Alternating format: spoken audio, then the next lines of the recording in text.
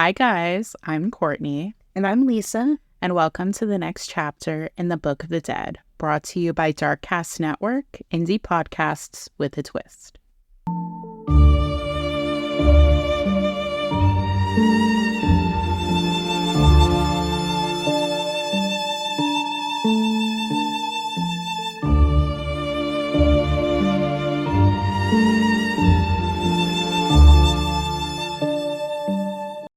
Hello, hello. Welcome to another chapter in the Book of the Dead. Recently, we spoke with Glynn Martin, who is the executive director of the Los Angeles Police Memorial Foundation. And in his interview, we spoke about some officers within the LAPD who lost their lives while they were off duty. One of the officers discussed was Detective Thomas Williams, who was ambushed by individuals on Halloween of 1985 when he was picking up his son from school. According to LAPD Online, the reason for this heinous act was to prevent Detective Williams from testifying at an upcoming robbery trial, and Detective Williams was killed protecting his son. Detective Williams is survived by his wife, son, and his daughter, and today I have his daughter Susan here to discuss the impact the loss of her father had on her and how she has taken that trauma and used it to help others. Please welcome Susan Snow. Susan, Th- it is wonderful to have you here, and I truly thank you for coming on and sharing your story. You are truly a warrior. Thank you so much. I really appreciate you having me. Hi, thank you for coming on. And it's your story is so amazing. The things that, the trauma that you've been through and what you have overcome in the loss of your father. So, could you tell us what happened that day and how it impacted you and your family? Sure, absolutely. Well, I was 17 at the time and I was getting ready. It was Halloween. So we were getting ready I was getting ready for a party that my parents had already told me I couldn't go to. But being a teenager, I was tenacious and I had run around and cleaned the entire house so that my parents would see all the things that I did and they would let me go to this party. So the plan was that my dad was picking up my brother from school and he would come home. My mom had already arrived home from work and she was still in her costume. She was a Tin Man that year. And I was, now understand this is the 80s. So I was Madonna. And so I started to get ready when the phone rang. And being the teenager that I am, I was then, I thought who else would be calling? It would definitely have to be for me. Right. So I sprang to the phone and I picked it up and it wasn't for me. It was a lady from my brother's school. And all she said to me was that there was a drive-by shooting and my dad was involved. And my mom kind of peeked around the corner and I handed her the phone and said nothing. And so she picked up the phone and I could hear her talking to this woman. And I started to see her posture changing and I knew it was serious. And so she got off the phone and she looked at me and she said, "We're going to the school." So we jumped in the car. We drove. It was about a 7-minute drive, something like that, between 5 and 7 minutes. Not a word. We didn't speak one word to each other. And my gut was that there was something terribly, terribly wrong, but I couldn't pinpoint it. And I definitely didn't know what we were about to see. So when we arrived at the school, we parked in the middle of the school. The kids got picked up off of Glade, which is the backside of the school. And so that's where we headed. Once we got out of the car, we saw ambulances and police officers walking around, and they were crying, and rounded the corner and saw my dad's truck. So she and I made a beeline for the truck, and that's when we witnessed his body in the aftermath. And police officer grabbed my mom's arm and held her back, and she collapsed to her knees, and I just stood there, and it was like the world cracked. And what I was seeing and what I talk about in my book is the fact that, like, when I came upon this scene, I saw I saw the ambulance, and I just couldn't understand why it was just sitting there and there was nothing being done. So even though I was seeing what I was seeing, my brain wasn't processing everything. And we were kind of whisked away at that point, taken into an office. And I sat in the office, and my mom got pulled away for a minute. I had no idea where my brother was. I had no idea if he was hurt. And I just sat there by myself, and I could hear two ladies in the office talking. And the one lady said, yes, that my dad was deceased.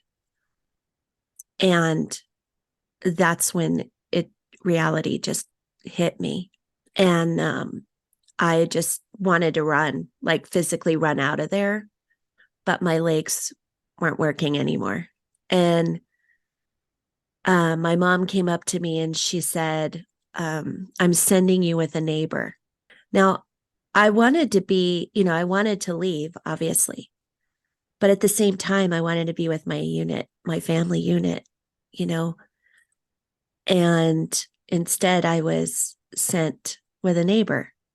So that night, I processing everything, or trying to process everything, and just going through the shock of everything that I saw. I was kind of alone until my neighbor lady, who, God love her, she knew my parents very well. And so it was shocking to her. And she was trying to process everything. I had her call my boyfriend at the time, who's now my husband. And so that's what she did. She called and had him come, and he still didn't know what happened. All she said is that there was a shooting and my dad was involved. It was kind of the same thing. So when he arrived, he had no idea, and he just kept prodding me to get my jacket so we could go to the hospital. And I couldn't say the words. It would be real if I said the words. And I stood there, and I just was like, I didn't know what to say. And finally I got the gumption, I guess, to blurt out that he was gone. And that's literally the first time I've ever seen my husband drop to his knees. And he was 19 years old at the time. So we were kids, and we were both trying to process all of this. Like, he was devastated. We had been dating 3 months, and he knew my dad, liked my dad. My dad liked him. And it was a crazy, crazy, wouldn't wish it on anyone night. And I think the worst of it is that I went from having a normal teenage life to something I didn't recognize any longer. And I didn't know how I was going to live without my dad. So it was a lot for a teenage girl. Absolutely. I mean, to have your entire world be thrown upside down in an instant is, I mean, it's unfathomable, to myself, who's never had to thankfully experience something so traumatic. And the fact that you, in essence, had to kind of deal with it alone for a little bit because you were sent home. And I understand that decision, because you were so young. 17 is, like you said, still a child. Yeah. But And it was having chaotic. I mean, it was, I think I wouldn't know what to do in that situation. I mean, it was just chaotic at the time. I would know what I would do, and I would keep my kids with me, but I'm different, and so it's just, I think there was just so much, like, there was a lot of things that were involved in that whole situation. And some of them were like formality things, so, but my world was just completely turned upside down. in we had from that night on, my entire very quiet street was packed full of cruisers. They were, police officers everywhere. And I made the decision to go home that night very late. It was very late. And my house was packed with people I had never seen before. And in the streets, and my husband and I were walking up the street. It was like 4 houses up. And we just kind of looked at each other like, what? This is unreal. But yeah, I went into my house and I just wanted to hide. And so I went straight into my room, hoping that no one would say anything to me. No, of course. And I could resonate with that feeling of just wanting to hide from it all and, not, even though it had at that point become that reality, had finally hit you, wanting to hide and, it's a bad dream. It's not real. Those feelings still inside you.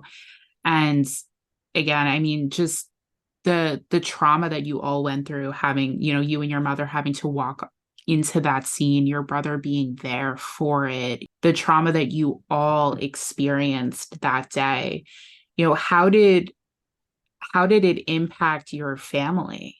Oh, it impacted us quite a bit. Understand, I really didn't have a very healthy relationship with my mother prior to this happening. And so that dynamic was sticky at best. Obviously, I didn't even get to see, I didn't see my brother until the next day.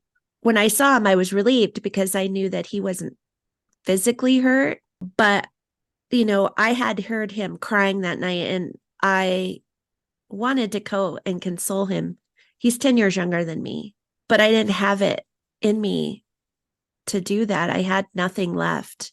And I assumed that my mom would be the one that would console him and make sure he was okay. After it had happened, there was just people in our house like for 6 days. They did not find them, the men that were involved, for 6 days. So for 6 days we had this police presence and it was intense. So honestly, like, it was a good 6 days. We didn't even have a lot of interaction, my mother and I. It was very much just going about life, but not. I think we were all in kind of a fog. And obviously, my mom, now being a widow, had things that she had to handle. And so we just kind of avoided one another, I guess. And it stayed that way even through the funeral. I think a lot of it too is that there was this feeling of not being important. And I think that came from the fact that obviously, and I don't blame anyone, but all the focus was on my brother and my mother. And even the media forgot or didn't know he had a teenage daughter for 2 days.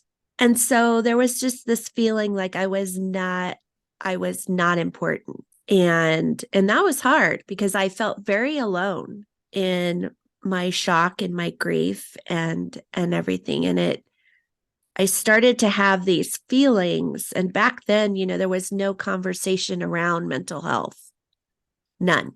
And there was no resources for teenagers at all who have gone through any kind of trauma. So all of the things that started to happen pretty quickly. And the first thing I started having was like panic attacks, like feeling like I was crawling out of my skin. I no longer had that safety net. My dad always made me feel safe. And I didn't have that anymore. And the fact that people followed him and watched him and all that, it was just it would make my skin crawl thinking about it. And so I started having that. I went into a very deep depression. And I think the hardest part was that my mom kind of did her own thing. I kind of describe it as turtling. Like she kind of turtled into herself, and that progressed into drinking. And so everybody deals with their grief differently. And that's how she dealt with it. And for me, I just didn't even know what I was dealing with because I became very, very suicidal. I just wanted to be with my dad, and I didn't care how that was going to happen. But being the fact that I had no idea, I really had conflicted conversations in my head about that. But I still, like every day, I wouldn't sleep. I didn't sleep for almost a year. I mean, sleep. And so I was a zombie. I just went through life and really didn't have the support system other than my boyfriend and my friends. I didn't have it. And so I had to kind of figure things out for myself from the very beginning. I can only imagine how lonely you must have felt not having that support system that you really needed at that moment, from your mom. And I understand she was going through the same grief that you were. And it's hard to support someone when you're going through it Right. yourself. And not having the therapeutic outlets, because as you said, it just was not a thing that people talked about. It's still a No. thing that people are struggling and only just starting to talk about now. Right. But how did what led you to start to heal from that pain? Because obviously you spent years with that grief of losing your father in such Oh, a yeah. horrific way. Yeah. And, unfortunately, so, and I talk about this a lot, but about a month into after my dad's death, LAPD finally said, you know what, I think you guys should see therapy and we will take care of that for you. I had no idea what a therapist was. And for me, being a kid, I thought, oh my gosh, you have to go to therapist because you're crazy. Mm. So, and that was kid mentality. And but at the same time, I just did what I was asked to do. And so my mom said, this is what LAPD said. And so we should do this. And, because this is what they said, I said, okay, fine, I'll go. And we all saw different people. The gentleman that I saw, I don't think in hindsight that he was educated enough to handle the amount of trauma. And in doing that, I feel like he avoided that road. And so for an entire year, and granted, like I was a mess and I didn't know how to verbalize what was going on in my head since I was a kid. I had no idea that, I should say, look, I feel like dying today. You know what I mean? I didn't know how to verbalize that. And he never, and this blows people's mind, but he never asked me how that night affected me to start the conversation. So my therapy sessions were very shallow. They were very much about my relationship with my mother, my relationship with my brother, my relationship with my boyfriend, and school. And that's every single time I saw him. And every single time I thought, today's the day. Something's going to happen. He's going to help me. And it didn't happen. And after a year, he looked at me and he said, Susan, you're a well-rounded young lady. You are a strong young lady, and you are going to be fine for the rest of your life. And I thought, wait, I have all this stuff in my head and we haven't even discussed it. Like we have all this stuff. And so then I thought, my next thought was, okay, well, I must have cracked that night and I'm just crazy. And this is just how I'm going to have to live my life for the rest of my life. with all of this stuff in my head. So I'm going to just have to figure this out myself and how to navigate it. And it was pretty devastating. I would say that that very moment gave me this sense of, this is something I will never get rid of this feeling. I will always be tortured by these panic attacks and this anxiety and deep depression. I'm never going to get out of this. So I'll just accept it and whatever. And so for 14 years, I lived in fight or flight and sometimes freeze. And it affected everything around me. It affected my relationships. It affected my work. I mean, everything that I did from then on was affected because my mental health was not healthy. Although he told me I was a well-rounded young lady. And so I thought, well, he can't fix me. Uh-oh. 14 years later, here I am. I'm now married to that boyfriend. I have 2 children. We're now living in Colorado. And 2 years into being here, Columbine happened. And I was working as a hairdresser at the time. That day, I had put my client under a dryer, and I went into the back, and we had a tiny little TV in the back break room, turned it on, and all of the coverage was on the TV. And I sat there and I watched with some of my colleagues. And all of a sudden, all of those feelings started flooding back. I was having flashbacks of the night my dad was killed. I saw the police officers at the school. I saw the ambulances. I saw the kids that were about my same age. And I couldn't understand what was happening to me. I started sweating. I was like literally going into a panic attack. And my colleague had no idea because I did not tell my story. And so she asked me, do you have kids there? You don't have kids there. You're not old enough. Do you live in the area? Do you know someone who has kids there? Like, she was just trying to figure out what was happening to me. And I looked at her and I said, I have nobody there and I have no idea why this is happening. And I knew, I had that spiraling feeling. I knew that I was spiraling. But I did what I do best at that time. And I put on my mask and I said, I'm not going to let anybody see this. And I went and I did my clients that day and I pretended everything was perfectly fine when internally I was a mess. I walked out the door. I had visions of driving off the road. I fantasized about the ways I could take my own life. And a couple days later, my husband had recognized it. And he said, you have 2 choices. You either get help or I'm putting you in a hospital today. And so I said, I don't want to leave my kids. I knew it was serious. So I did. I went to the doctor. And the doctor put me on antidepressants because that's what they do.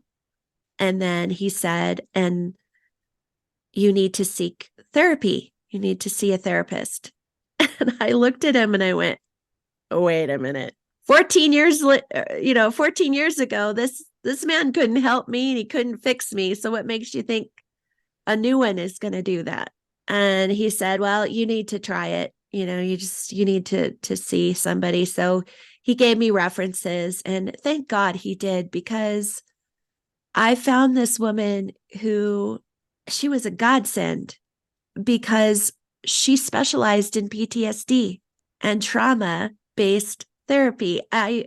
So in talking to her for less than 10 minutes, I gave her a synopsis of what happened when I was 17.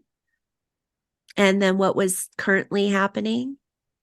And she looked at me and she said, Susan, everything you have gone through since you were 17 years old is 100% normal because you have PTSD. And I thought, wait a minute. How can I have PTSD? I'm not in the military. I didn't go to war. What? And she said, no. She said, everyone who has ever gone through any kind of traumatic experience can experience PTSD. But what you need to know about PTSD is it never goes away. It's something you manage.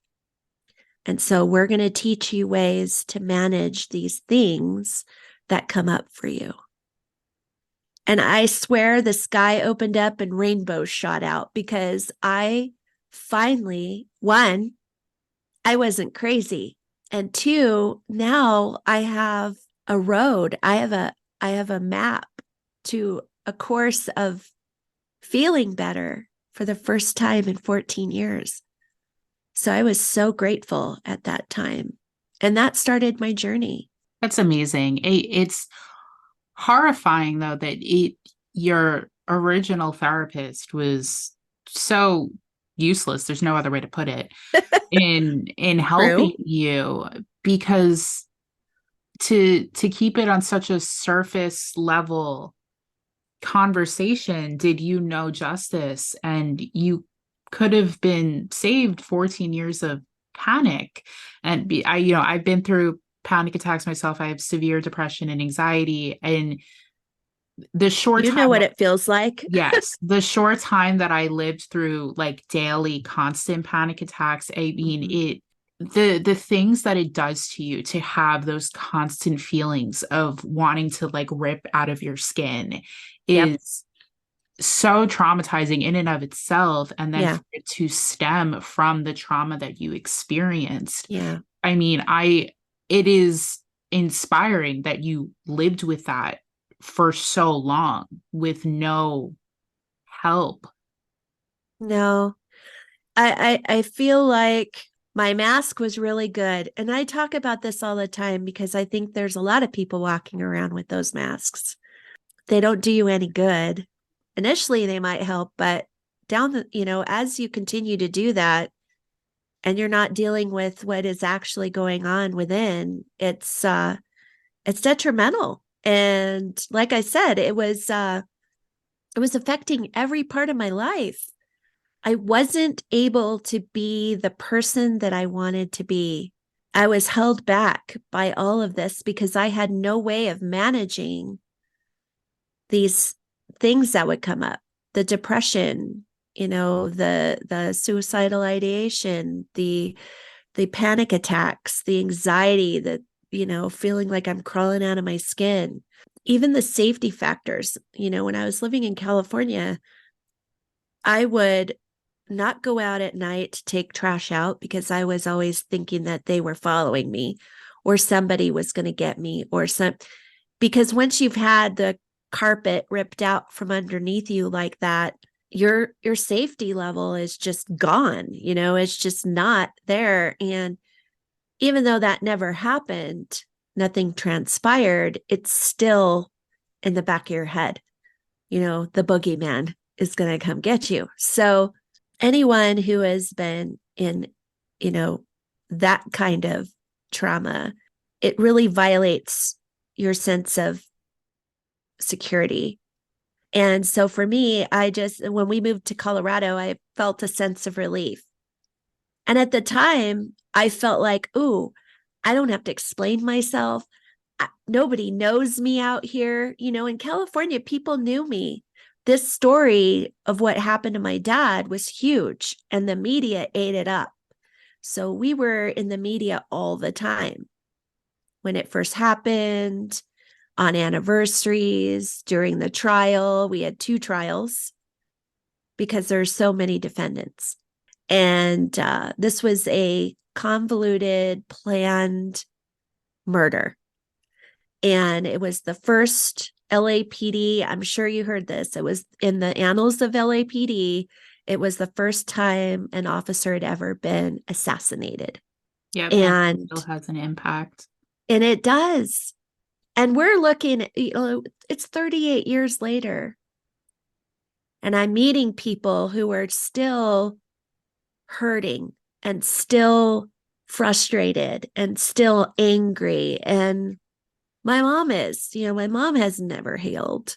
And that's unfortunate. But like I said, everybody deals with their trauma differently. My brother and I, we chose to heal, and he's in his healing journey now. I'm so proud of him.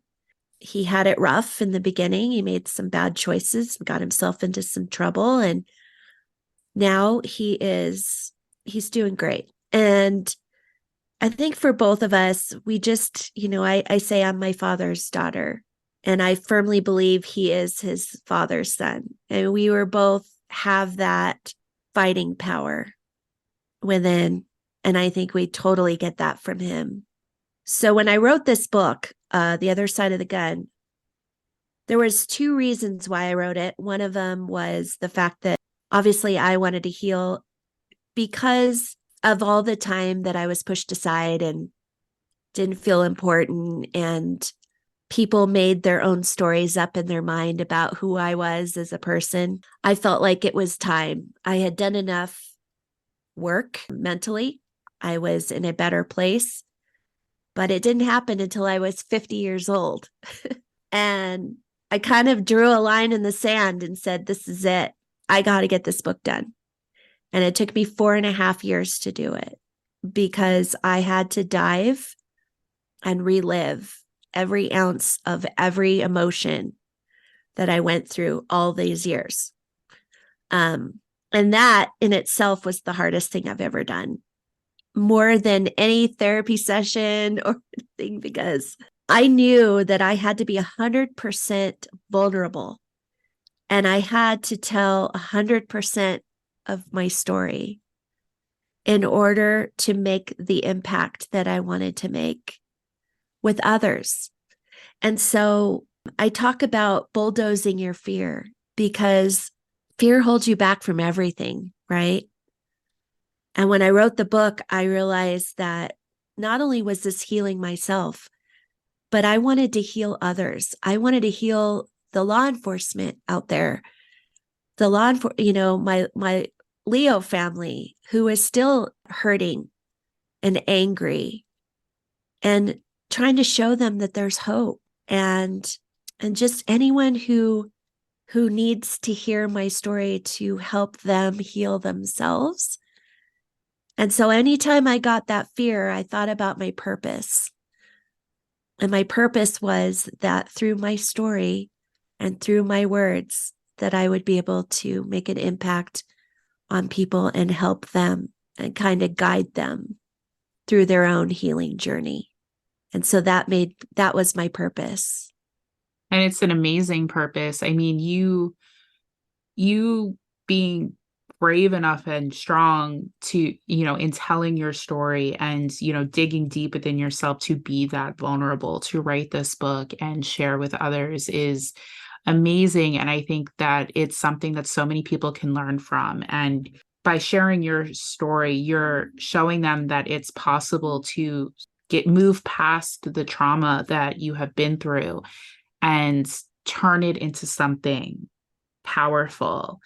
And it truly is inspiring. And it's amazing to see and hear your story and see what you've done with the pain that you've had to go through. Yeah, I just feel like when you go through something traumatic and you've been able to heal from it, and I'm not saying I'm done. I wrote a book and I'm all done now. I'm all healed. Healing is evolutionary. You just keep evolving. And so I do these podcasts and I learn every single time something about myself and just about others. And so for me, it was important.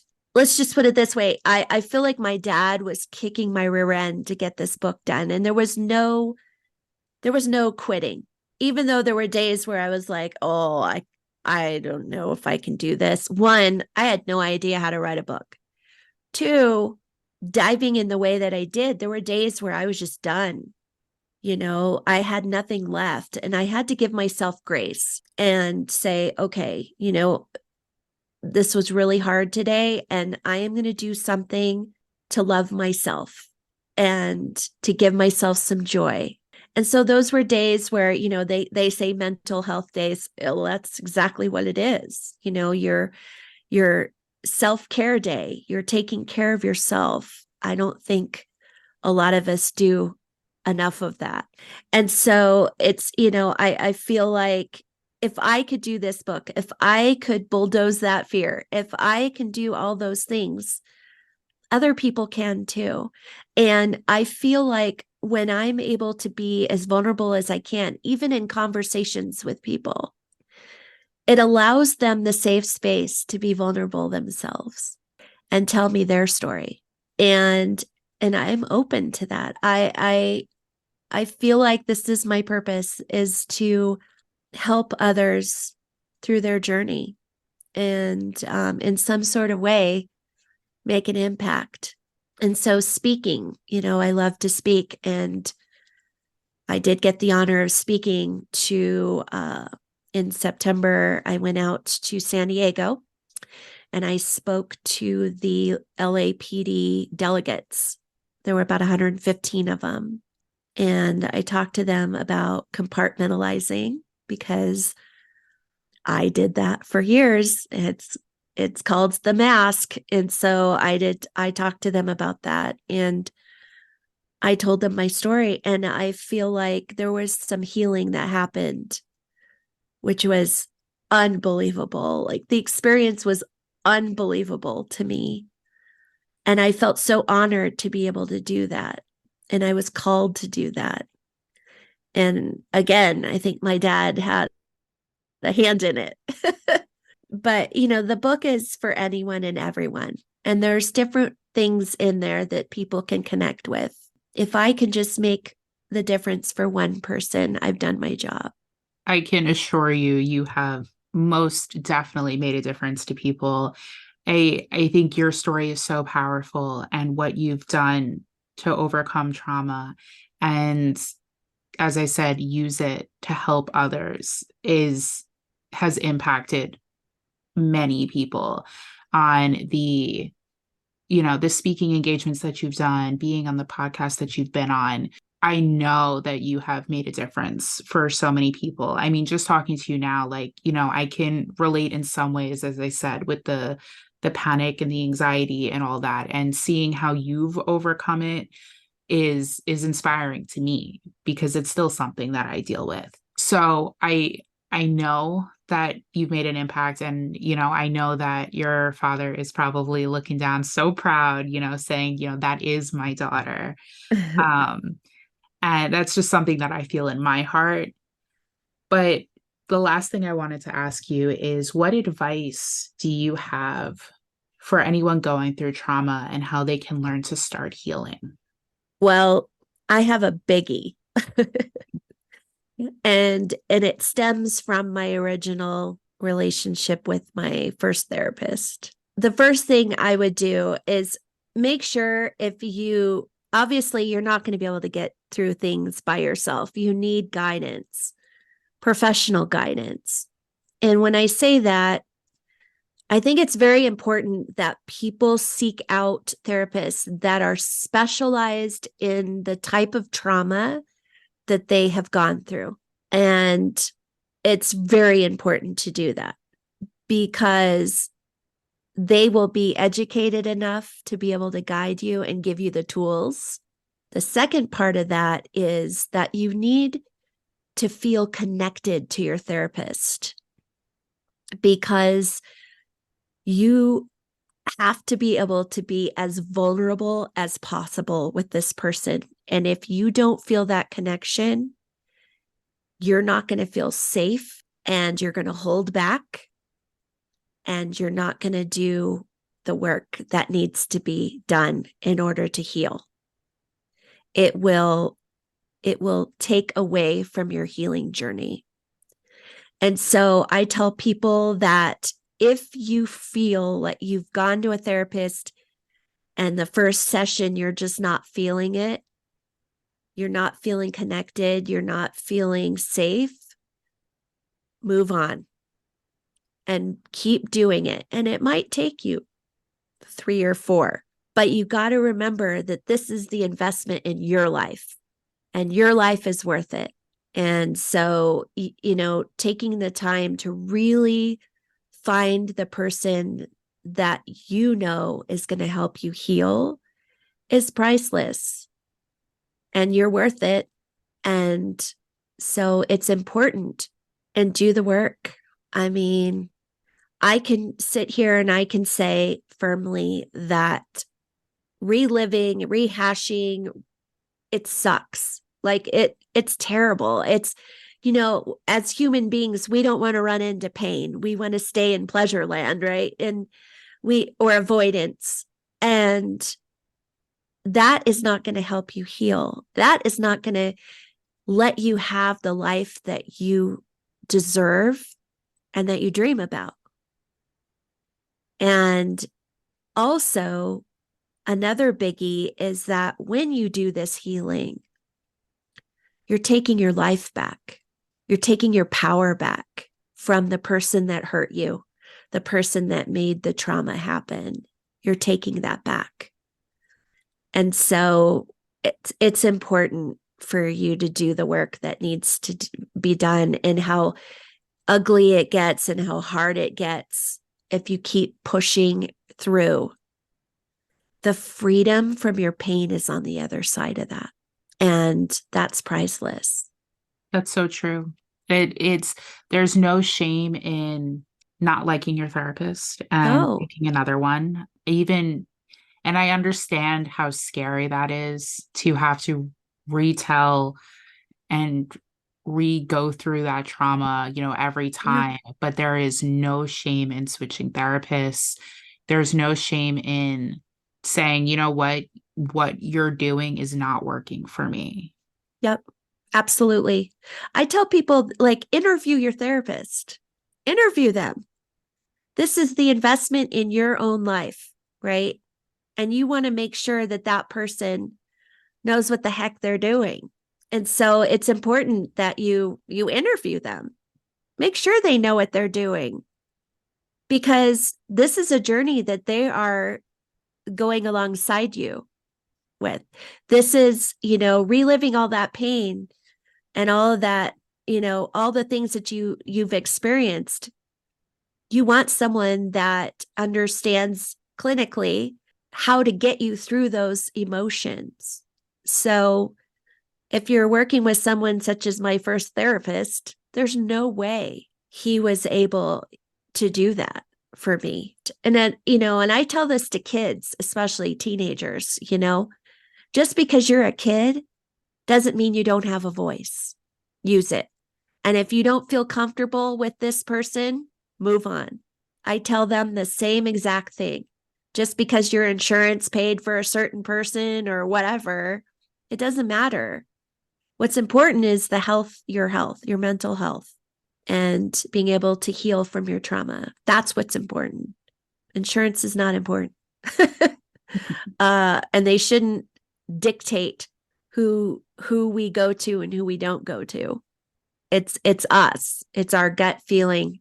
And you will know the minute you sit down and start talking to this person, you will know down deep if it's a connection or not, if you feel comfortable enough, to move forward. So don't go them like 4 and 5 times thinking it's going to get better, like I did. You should know in the first session whether this is a good fit or not. Absolutely. And just know that it may take a long time, but Yeah. you can and you will heal. Yeah. The only way you're going to do that is to do the work that needs to be done. And it goes at your own pace. There's no race either. There's no expectation. There's nothing. Healing is something that just happens little by little. And so, it doesn't happen overnight. And you do have to give yourself grace on the days that you just kaput, no I would energy, say, no yep, nothing. Because honestly, it's human condition. We can only handle so much. absolutely. I would say And protect your peace. Exactly. Protect your peace. And so I think that's super important. Thank you so much, Susan, for being here today. It has been an honor talking with you. I will put the link to your book in the source notes down below, The Other Side of the Gun.